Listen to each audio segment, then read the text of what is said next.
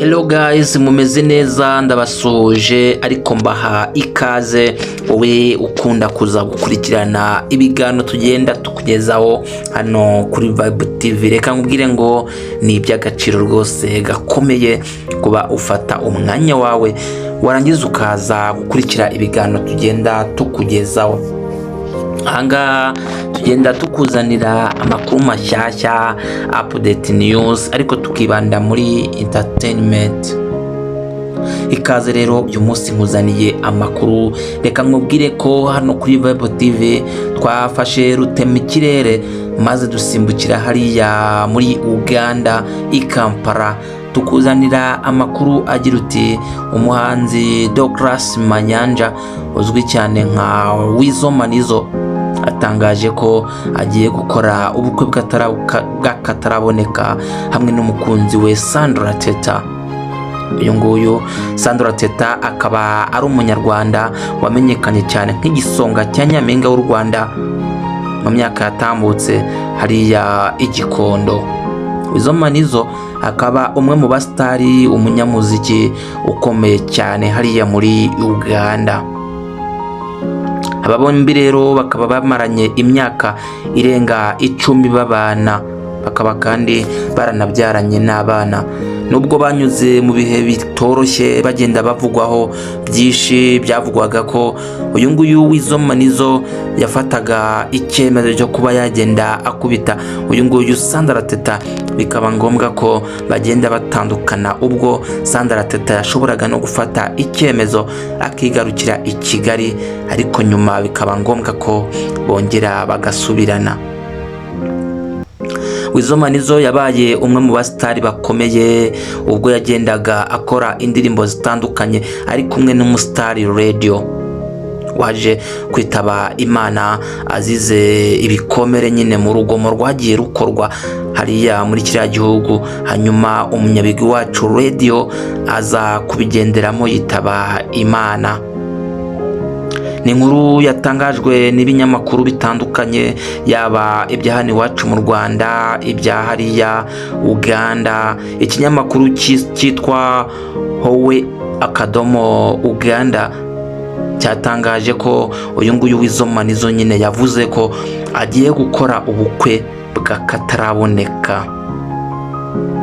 Yagize ati gushyingirwa n'umugore mwashakanye ni ikintu cyiza cy'ingenzi kandi gifite agaciro. Twebwe tugiye gusezerana, ariko icyo tuzakora si ubukwe busanzwe, ahubwo tuzakora ubukwe bw'akataraboneka.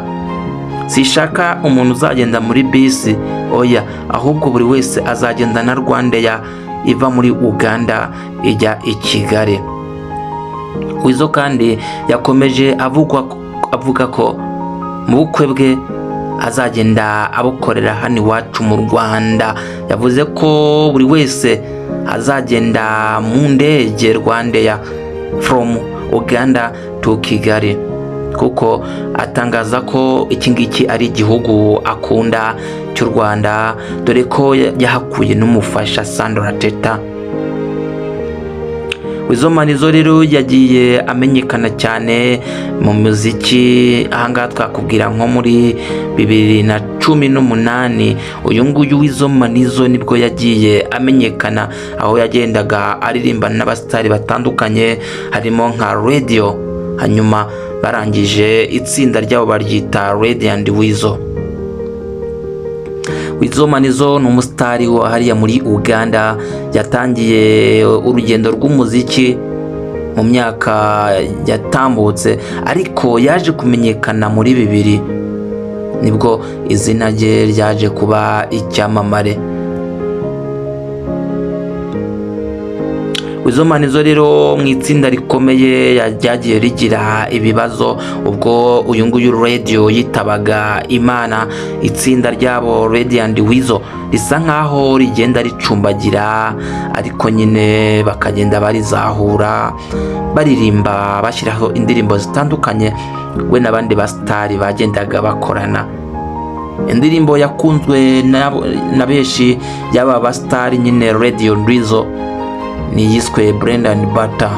yakunzwe n'abatari bake. Hari iyiswe Lucky Onunywa ndetse n'izindi zitandukanye zagiye zikundwa na benshi hano muri Afurika ndetse na hariya iwabo muri Uganda. Weasel na Radio bafatwaga nk'ibirangirire, bafatwaga nk'abastari bakomeye kubera uburyo bagendaga bazamura urukundo rwabo babinyujije mu ndirimbo. Aba kandi bagendaga baririmba indirimbo zijyanye n'ubuzima muri rusange. 2018 nibwo inkuru y'akababaro yatangajwe bivugwa ko Radio yitabye Imana.